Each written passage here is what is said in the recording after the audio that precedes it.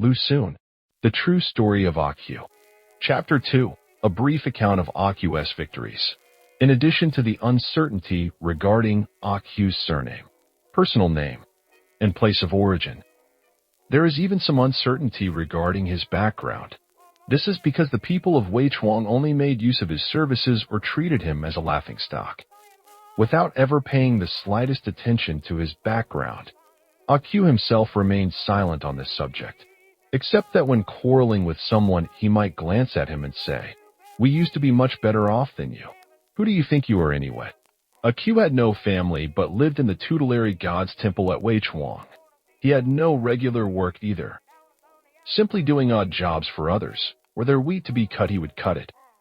Were there rice to be ground, he would grind it. Were there a boat to be punted, he would punt it. If the work lasted for a considerable period, he might stay in the house of his temporary employer. But as soon as it was finished, he would leave. Thus, whenever people had work to be done, they would remember Akyu. But what they remembered was his service and not his background, and by the time the job was done, even Akyu himself was forgotten. To say nothing of his background. Once indeed an old man remarked, "What a good worker Akyu is." At that time Akyu, stripped to the waist, listless and lean, was standing before him, and other people did not know whether the remark was meant seriously or derisively. But Akyu was overjoyed. Akyu, again, had a very high opinion of himself. He looked down on all the inhabitants of Weichuang, thinking even the two young scholars not worth a smile.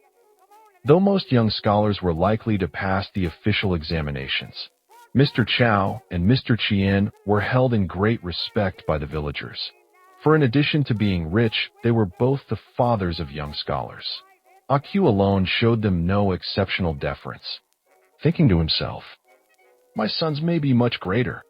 Moreover, after Akyu had been to town several times, he naturally became even more conceited, although at the same time he had the greatest contempt for townspeople.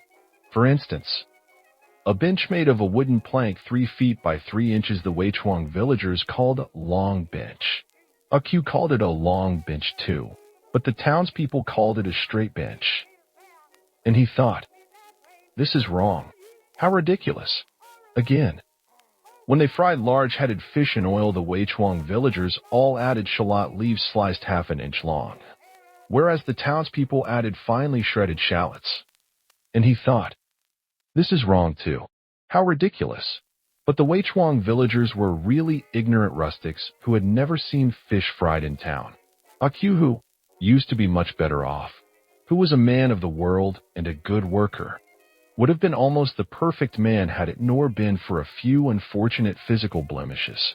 The most annoying were some places on his scalp where in the past, at some uncertain dare, shiny ringworm scars had appeared, although these were on his own head. Apparently Akyu did not consider them as altogether honorable, for he refrained from using the word ringworm or any words that sounded anything like it.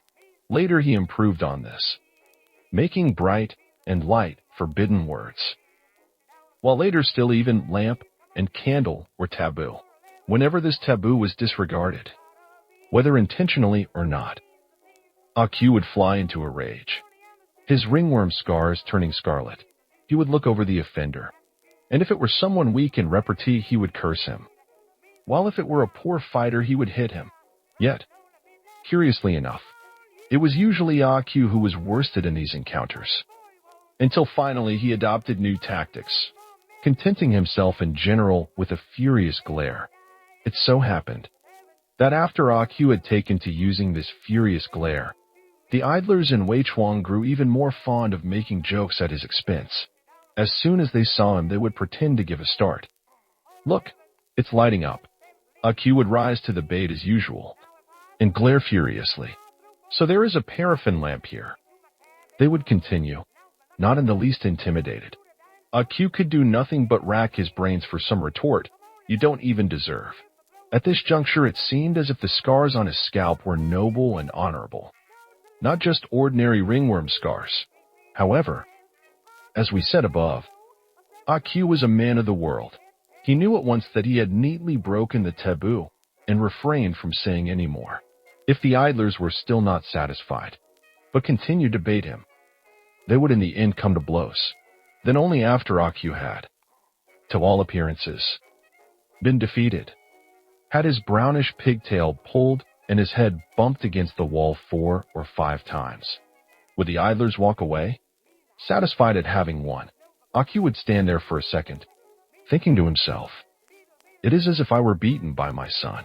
What is the world coming to nowadays?" Thereupon he too would walk away, satisfied at having won.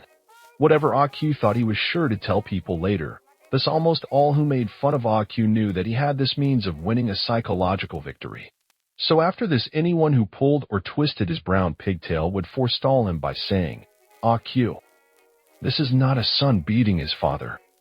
It is a man beating a beast. Let's hear you say it, a man bearing a beast."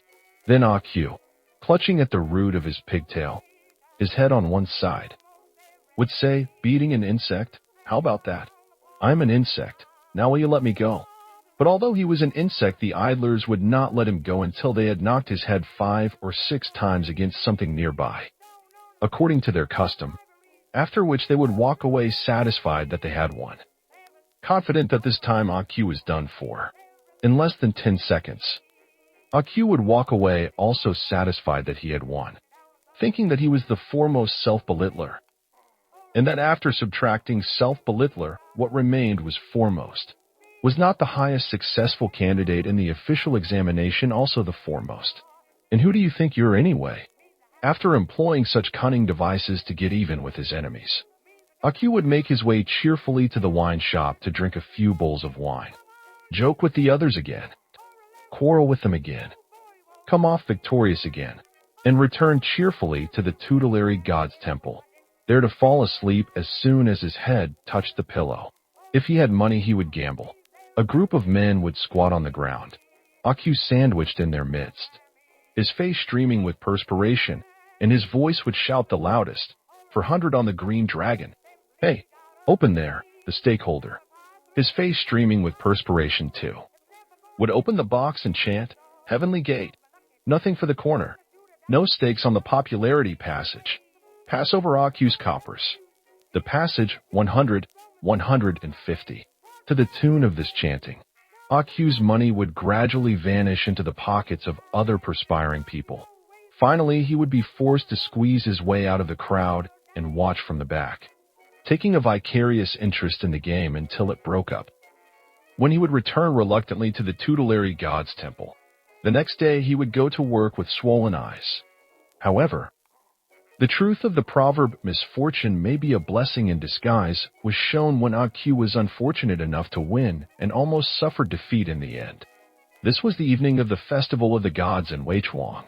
According to custom, there was a play, and close to the stage, also according to custom, were numerous gambling tables. The drums and gongs of the play sounded about 3 miles away to Akyu, who had ears only for the stakeholders' chant. He staked successfully again and again, his coppers turning into silver coins, his silver coins into dollars, and his dollars mounting up. In his excitement, he cried, $2 on Heavenly Gate." He never knew who started the fight, nor for what reason. Curses, blows, and footsteps formed a confused medley of sound in his head, and by the time he clambered to his feet, the gambling tables had vanished, and so had the gamblers. Several parts of his body seemed to be aching as if he had been kicked and knocked about, while a number of people were looking at him in astonishment, feeling as if there were something amiss. He walked back to the tutelary god's temple, and by the time he regained his composure, he realized that his pile of dollars had disappeared, since most of the people who ran gambling tables at the festival were not natives of Weichuang. Where could he look for the culprits? So white and glittering a pile of silver. It had all been his, but now it had disappeared. Even to consider it tantamount to being robbed by his son did not comfort him. To consider himself as an insect did not comfort him either. This time he really tasted something of the bitterness of defeat. But presently he changed defeat into victory. Raising his right hand, he slapped his own face hard twice, so that it tingled with pain. After this, slapping his heart felt lighter, for it seemed as if the one who had given the slap was himself. The one slapped some other self, and soon it was just as if he had beaten someone else, in spite of the fact that his face was still tingling. He lay down satisfied that he had gained a victory. Soon he was asleep.